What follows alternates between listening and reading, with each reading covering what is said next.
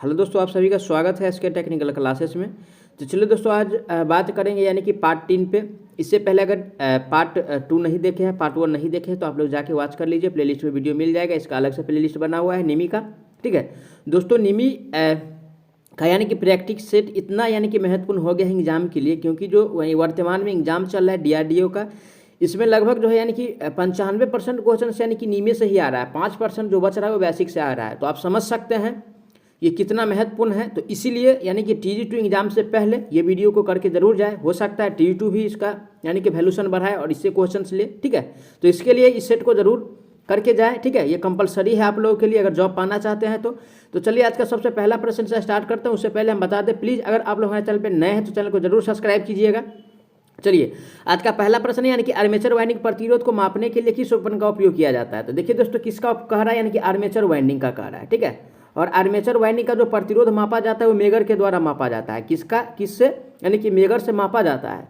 Option number किस में दिया हुआ है मेगर, तो ऑप्शन नंबर आपको यानी कि ए में दिखा रहा है। ठीक है, तो option number A is the right answer on this question. ठीक है, तो ए इज करेक्ट हो जाएगा। अब चलिए, आज का अगला प्रश्न दिया है, यानी कि शॉर्ट और ओपन सर्किट के लिए आर्मेचर वाइंडिंग का परीक्षण करने के लिए किस उपकरण का उपयोग किया जाता है। किसका कह रहा है, शॉर्ट के लिए भी कह रहा है और ओपन के लिए भी कह रहा है। तो दोस्तों, यानी कि शॉर्ट और ओपन के लिए जो प्रयोग करते हैं वो हम यानी कि एक्सटर्नल ग्राउलर का उपयोग करते हैं। किसका, यानी कि एक्सटर्नल ग्राउलर का उपयोग करते हैं।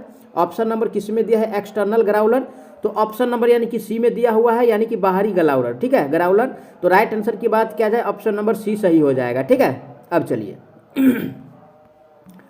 आज का अगला प्रश्न दिया हुआ है, यानी कि डीसी मोटर की गति नियंत्रण विधि क्या नाम है। ठीक है, ये जो फिगर दिया हुआ है, ठीक है, ये फिगर दिया हुआ है, इसका हमको यानी कि नाम पूछ रहा है। ठीक है, ये फिगर जो दिया हुआ है इसका हमसे नाम पूछ रहा है, तो इसका नाम बताना है, ये क्या है। ठीक है, तो ऑप्शन ए में है यानी कि फील्ड डाइवर्टर विधि, बी में है फील्ड टेपिंग विधि, सी में यानी कि वोल्टेज नियंत्रण विधि और डी में यानी कि आर्मेचर डाइवर्टर विधि। ठीक है, तो दोस्तों यानी कि ये जो फिगर दिया हुआ है, किसका फिगर दिया हुआ वो हमको यानी कि बताना है। ठीक है, क्या है, यानी कि किसका जो फिगर दिया हुआ वो हमको यानी कि बताना है। ठीक है, तो देखिए दोस्तों, ये जो फिगर दिया हुआ है ये आपको यानी कि आर्मेचर डाइवर्टर विधि का दिया है। किसका, देखिए यहाँ पे क्या लगा हुआ है, पहले इसको समझिए। ये जो लगा हुआ है क्या है, ठीक है, ये शंट लगा हुआ है और ये जो यानी कि रहता है, तो समझिए यानी कि, और यहाँ पे जो लगा हुआ है क्या है, ये कॉइल है, सीरीज कॉइल है, और ये यहाँ पे DC सप्लाई दिया जाता है। ठीक है, अब चलिए, ये निगेटिव है और ये यानी कि पॉजिटिव है।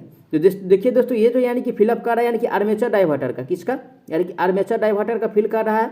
तो ऑप्शन नंबर किस में दिया है, आर्मेचर डाइवर्टर, तो ऑप्शन नंबर यानी कि डी में दिया हुआ है। राइट आंसर की बात किया जाए तो ऑप्शन नंबर डी हो जाएगा। ठीक है, अब चलिए नेक्स्ट प्रश्न दिया हुआ है, यानी कि DC मोटर की गति की गणना करने का लिए यानी कि सूत्र क्या है। ठीक है, किसका है, यानी कि गति का कह रहा है। ठीक है, तो N बराबर दोस्तों जो होता है यानी कि EB बटा में यानी कि 5 होता है। क्या होता है, EB बराबर यानी N बराबर EB बटा में 5 होता है। ऑप्शन नंबर किस में दिया हुआ है, ऑप्शन नंबर ए में दिया हुआ है। किस में दिया हुआ है, ऑप्शन नंबर ए में दिया हुआ है। तो राइट आंसर की बात किया जाए तो ऑप्शन नंबर ए करेक्ट हो जाएगा। क्या हो जाएगा, option number A is the right answer on this question. ठीक है, अब चलिए आज का अगला प्रश्न दिया है, यानी कि DC मोटर में आर्मेचर के घूमने की दिशा कौन सा नियम निर्धारित करता है। देखिए दोस्तों, सबसे पहले क्या पूछ रहा है, यानी कि DC मोटर पूछ रहा है। ठीक है, DC मोटर पूछ रहा है, जनरेटर और मोटर अलग है, तो समझिएगा। DC अगर मोटर पूछे, ठीक है, और किसका, यानी कि आर्मेचर की घूमने की दिशा पूछ रहा है। ठीक है, DC मोटर का, और दोस्तों यानी कि किसका पूछ रहा है, यानी कि मोटर का पूछ रहा है। ठीक है, तो मोटर का जो होता है तो फ्लेमिंग का लेफ्ट हैंड रूल होता है। ठीक है, यानी कि किसका होता है, यानी कि फ्लेमिंग का यानी कि लेफ्ट हैंड रूल होता है। ठीक है, फ्लेमिंग का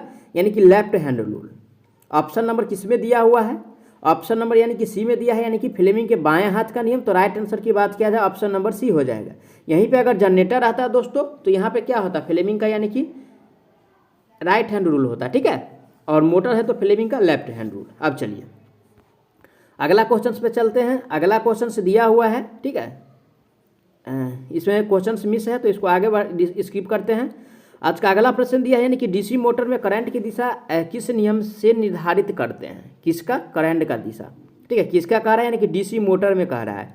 और दोस्तों यानी कि DC मोटर में जो करंट का दिशा निर्धारित करते हैं वो फ्लेमिंग के राइट हैंड रूल से। ठीक है, आप लोग कहिए कि सर यहाँ तो मोटर है, लेकिन इसमें कह रहा है करंट की दिशा। ओनली फॉर ये ध्यान रखिए कि DC मोटर में करंट का दिशा जो यानी कि निर्धारित किया जाता है वो फ्लेमिंग के राइट हैंड रूल के। ठीक है, और जबकि EMF की दिशा ये सब जो है जो यानी कि निर्धारित किया जाता है फ्लेमिंग के लेफ्ट हैंड रूल के हिसाब से, ठीक है। तो ऑप्शन नंबर किस में दिया है फ्लेमिंग के यानी कि दाहिने हाथ का नियम, तो ऑप्शन नंबर यानी कि डी में दिया हुआ है। राइट आंसर की बात किया जाए तो ऑप्शन नंबर डी सही हो जाएगा, ठीक है। अब चलिए अगला क्वेश्चन पे चलते हैं। आज का अगला क्वेश्चन है डीसी शंट मोटर आर्मेचर द्वारा ली गई धारा की गणना करने का सूत्र क्या है। तो देखिए दोस्तों, जब यानी कि आर्मेचर जो लेता है उसका यानी कि फॉर्मूला होता है V माइनस और ईवी बटा में यानी कि RA होता है। क्या होता है? RA होता है। ऑप्शन नंबर ऐसा किसमें दिया? ऑप्शन ए है IA बराबर V बटा RA, तो ये तो नहीं होगा, ठीक है। बी है यानी कि IA बराबर EB बटा यानी कि R2, ठीक है, तो ये भी नहीं होगा। और सी में है यानी कि IA बराबर V माइनस EB बटा RA, चलिए ठीक है। और डी है यानी कि IA बराबर V प्लस EB बटा RA, ये नहीं होगा। तो राइट आंसर की बात किया जाए ऑप्शन नंबर सी हो जाएगा, ठीक है। कौन सा? Option number C is the correct answer on this question, ठीक है। अब चलिए आज का अगला प्रश्न दिया हुआ ये फिगर है, ठीक है। डीसी मोटर के प्रकार को नाम दे, ठीक है। ये जो फिगर दिया हुआ है इसका यानी कि क्या नाम है हमको वो बताना है, ठीक है। ये फिगर है और फिगर से हमको यानी कि बताना है ये कौन सा यानी कि मोटर है, ठीक है। तो ऑप्शन ए में कह रहा है यानी कि शंट मोटर है, ठीक है। और बी में कह रहा है यानी कि श्रेणी मोटर है।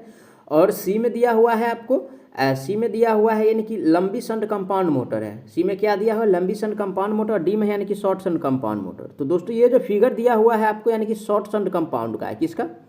यानी कि शॉर्ट शंट कंपाउंड मोटर का फिगर है। तो राइट आंसर की बात किया जाए ऑप्शन नंबर इसका यानी कि डी सही हो जाएगा। कौन सा? ऑप्शन नंबर डी सही हो जाएगा। अब चलिए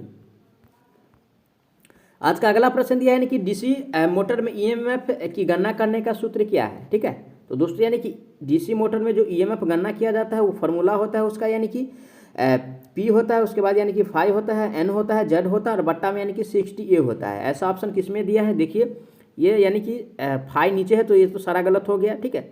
ई भी यानी कि फाई और जेड नीचे है तो सारा गलत हो गया। ये देखिए यानी कि कितना है? पी है, फाई है, एन और जेड है, 60 है, ठीक है। लेकिन ये डी में यानी कि जेड फी फाई एन नीचे में है तो ये तो नहीं होगा।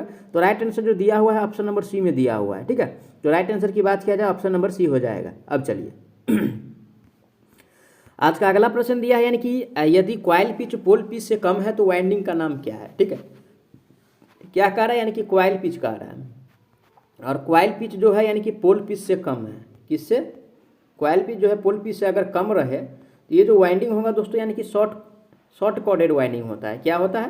यानी कि शॉर्ट कॉर्डेड वाइंडिंग होता है, ठीक है। तो ऑप्शन नंबर किस में दिया हुआ है? ऑप्शन नंबर डी में दिया हुआ है। राइट आंसर की बात किया जाए तो ऑप्शन नंबर डी सही हो जाएगा, ठीक है। अब चलिए आज का अगला प्रश्न दिया हुआ है डीसी 4 पॉइंट स्टार्टर में यानी कि होल्डिंग कॉइल से जुड़े श्रेणी प्रतिरोध का उद्देश्य क्या है, ठीक है। यानी कि किसका पूछ रहा है? यानी कि श्रेणी प्रतिरोध पूछ रहा है। तो ऑप्शन ए में कह रहा है यानी कि होल्डिंग कुंडली में करंट को सीमित करे, चलिए ठीक है। बी में है यानी कि होल्डिंग कॉइल में करंट बढ़ाए, अरे कॉइल करंट तो बढ़ाएगा नहीं, कॉइल को पकड़ने में वोल्टेज बढ़ाए, ये भी तो काम नहीं है इसका। और डी में दिया हुआ है यानी कि होल्डिंग कॉइल में वोल्टेज को कम करे, वोल्टेज नहीं कम करता दोस्तों, होल्डिंग कुंडली में करंट को सीमित करता है। तो राइट आंसर की बात किया जाए ऑप्शन नंबर ए सही हो जाएगा। क्या? Option number A is the right answer on this question, ठीक है। अब चलिए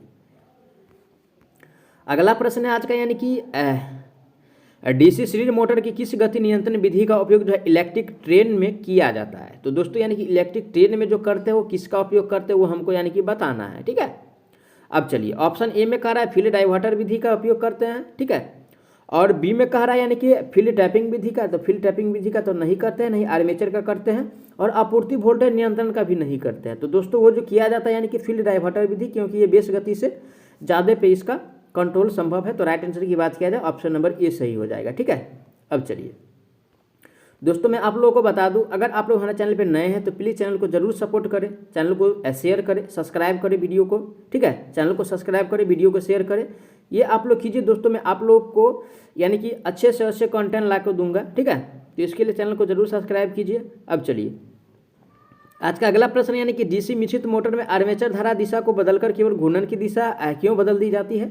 तो ऑप्शन ए में कह रहा है यानी कि रेट गति बनाए रखे, बी में है यानी कि मोटर विशेषताओं को बनाए रखे, सी में है आर्मेचर प्रतिक्रिया प्रभाव से बचे, ठीक है। तो राइट आंसर यही हो जाएगा दोस्तों, ये जो इसका यानी कि मैन्युफैक्चर जो है यानी कि आर्मेचर प्रतिक्रिया प्रभाव से यानी कि बचा जाता है। तो राइट आंसर की बात किया जाए ऑप्शन सी हो जाएगा। अब चलिए आज का अगला प्रश्न यानी कि डीसी शंट मोटर में सामान्य गति से नीचे कौन सी गति नियंत्रण विधियां प्रदान करती है, यानी कि सामान्य गति से नीचे हमसे पूछ रहा है, ठीक है।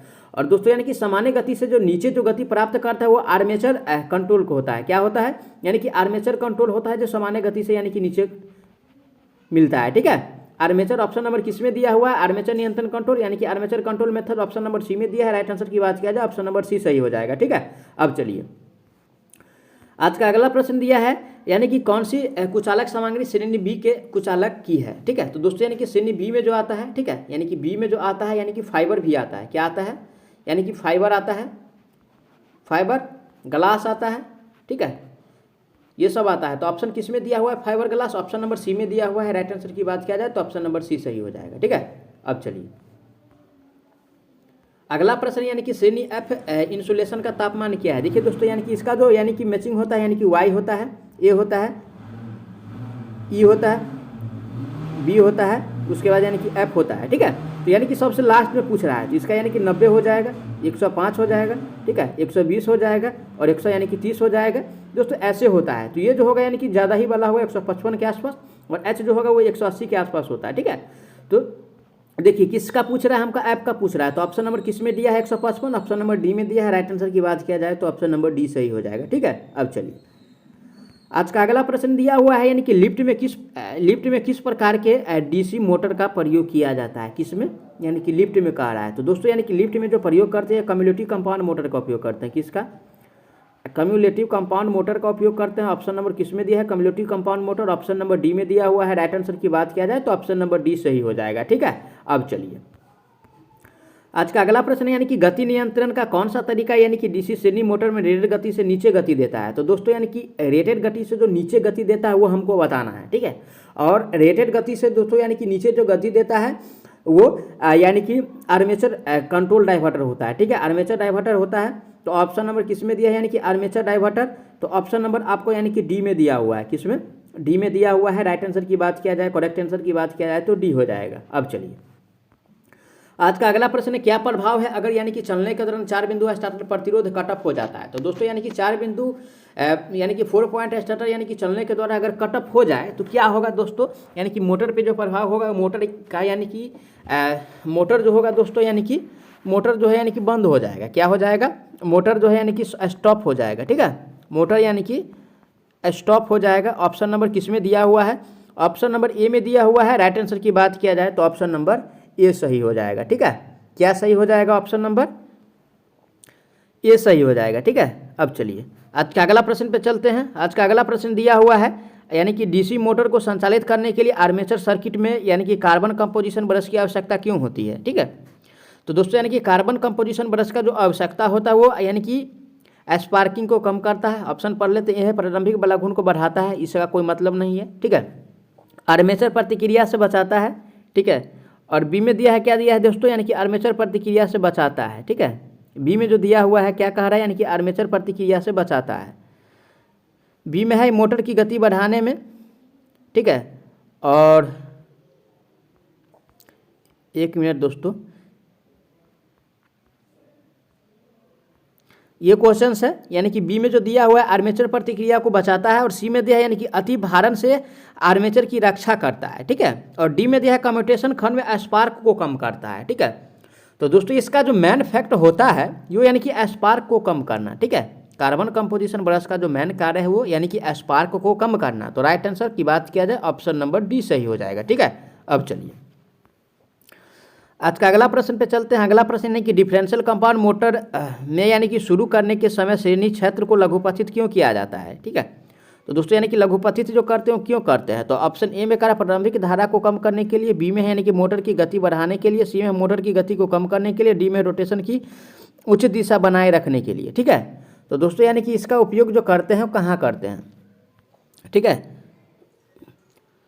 इसका जो उपयोग करते हैं दोस्तों ये कहाँ किया जाता है वो हमको यानी कि बताना है। ठीक है, इससे पहले हम बता दें अगर आप लोग हमारे चैनल पे नए हैं तो चैनल को जरूर सब्सक्राइब कीजिएगा और वीडियो को शेयर करना नहीं भूलिएगा। ठीक है, तो दोस्तों यानी कि राइट आंसर की बात किया जाए तो यानी कि ये जो इसका यानी कि मेन जो यानी कि फैक्ट है वो रोटेशन का यानी कि उचित दिशा बनाए रखता है। ठीक है, तो राइट आंसर ऑप्शन नंबर इसका डी सही हो जाएगा। कौन सा?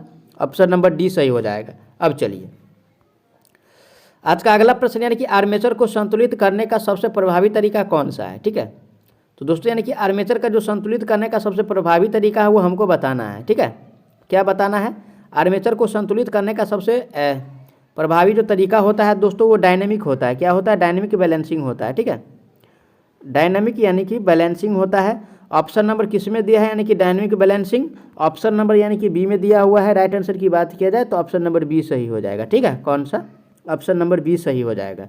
अब चलिए आज का अगला प्रश्न पे बात करते हैं। आज का अगला प्रश्न दिया है यानी कि डीसी स्टार्टर के प्रतिरोध को शुरू करने के लिए किस सामग्री का उपयोग किया जाता है, ठीक है। तो दोस्तों यानी कि डीसी स्टार्टर के प्रतिरोध को जो शुरू किया जाता है और उसमें जो यानी कि मटेरियल लगता है वो यानी कि यूरेका होता है। क्या होता है? यूरेका होता है। ऑप्शन किस में दिया है यूरेका? ऑप्शन नंबर ए में दिया है। राइट आंसर की बात किया जाए तो ऑप्शन नंबर ए सही हो जाएगा, ठीक है। अब चलिए, ठीक है।